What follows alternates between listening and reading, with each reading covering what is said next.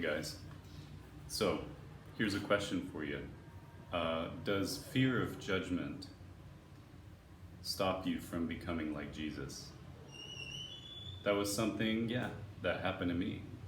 I was like, there was this part of me subconsciously that I didn't want to become like Jesus because this image of Jesus that society fed me was about like being a pushover in a way and letting people walk on you and being, there's like these images of Jesus like as a gentle white guy and he's just like, doing this and it's like glimmering you know, if you read the Gospels, actually, he's like this powerful, like ultra powerful, ultra brave guy who like turns over the tables at the temple and just says whatever is true. He just says it, right?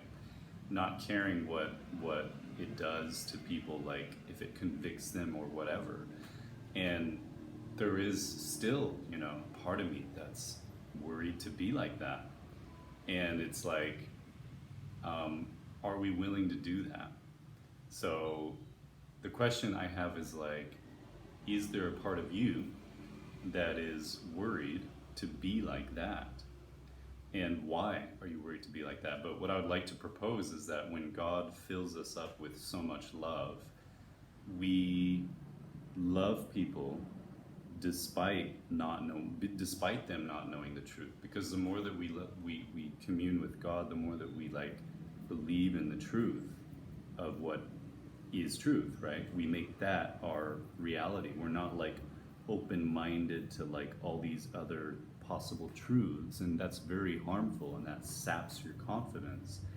I mean, I live in very international settings where there's different religions, there's different ways of seeing life, but I'm past all that. Like I see like it's all about everybody, every human on the world, they want love.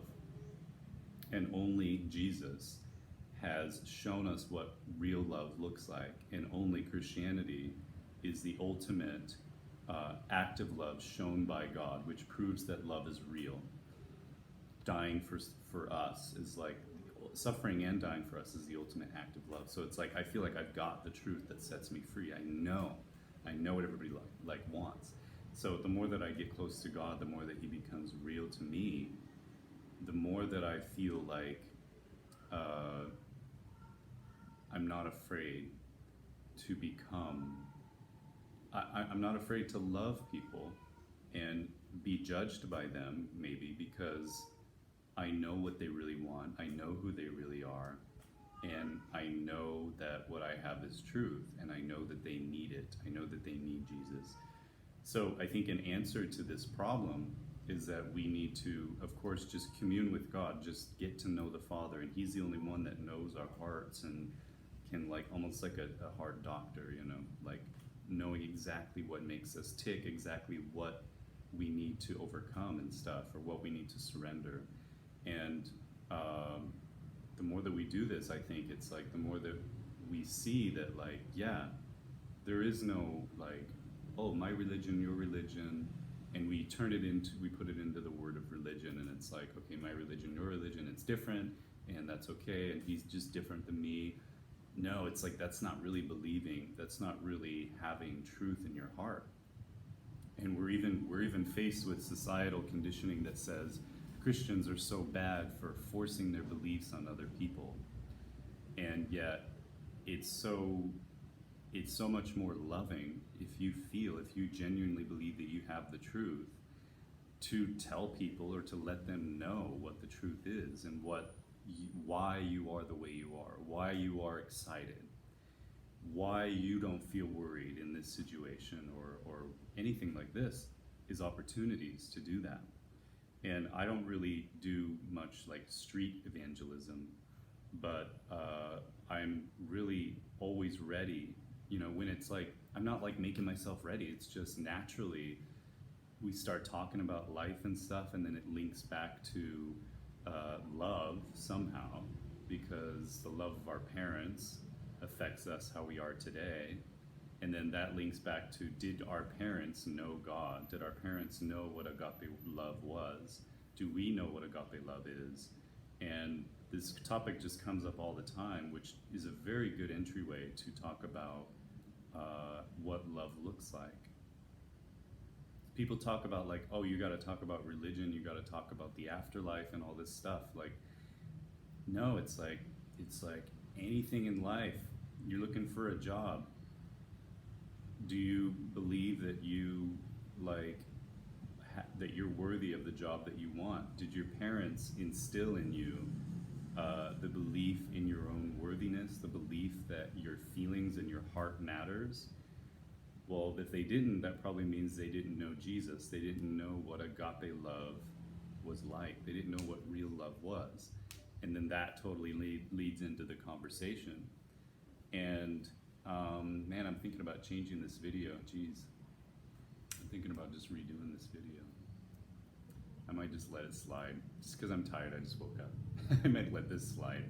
This video is a little weird, a little bit unperfect. But anyway, yeah. Sorry guys, rambling. The cat's in heat. What? Look at my cat. She's in heat. Hey. Meow. Meow. Meow. All right. So what do you guys think? Back to the topic.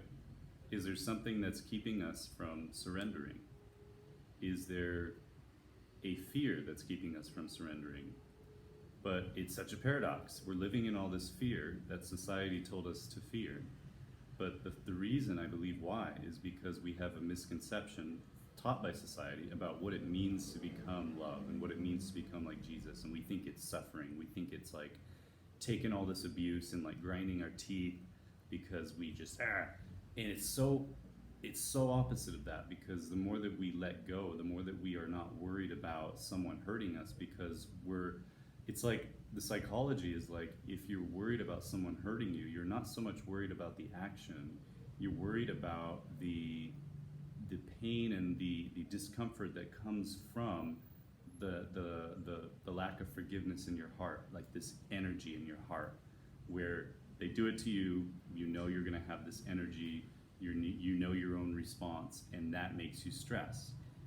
So even before it happens, if you put yourself in a situation where you're gonna, for example, express yourself freely, and yet you know yourself, you know that when somebody judges you, you're gonna feel this energy, like then you don't want to express yourself. And it's so amazing.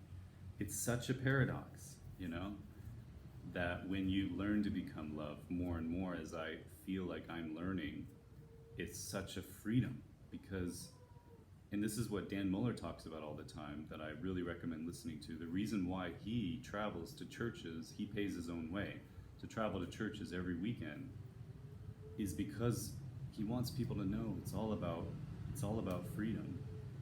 And the more that we try to find our Christianity in ministry and all this stuff that we're doing and in works and stuff, and we're getting discouraged, and it's because we're not seeing the point. We're missing the point of just receiving God's love and becoming love, and how that naturally becomes a wellspring that flows onto other people's lives. And many people are trying to do it the other way.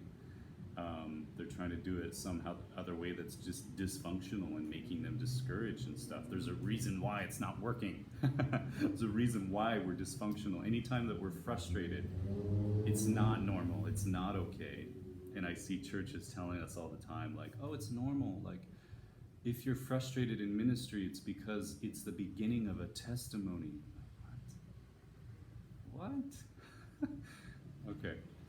So anyway, the point of the video is, I believe, I used to fear, and a lot of us fear, really becoming love because of what society taught us about what that'll do to our life and to how people see us and how we feel and all the repercussions.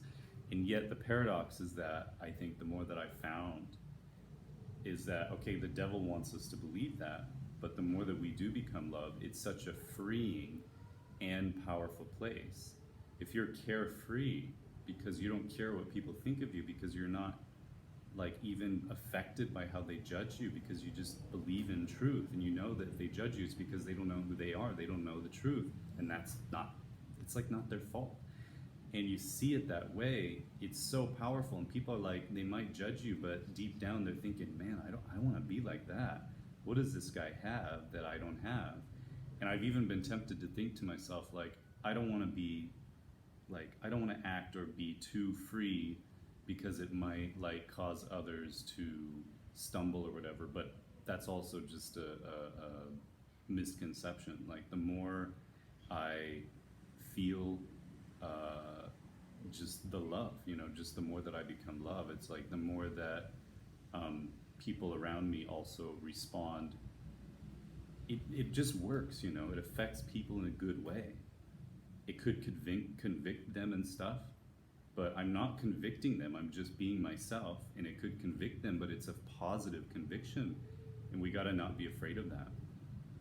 And we gotta just not be afraid of what becoming love does, because it just works. It just reaps benefit to our lives, and there's no strings, there's no negative, like love covers all wrongs, you know?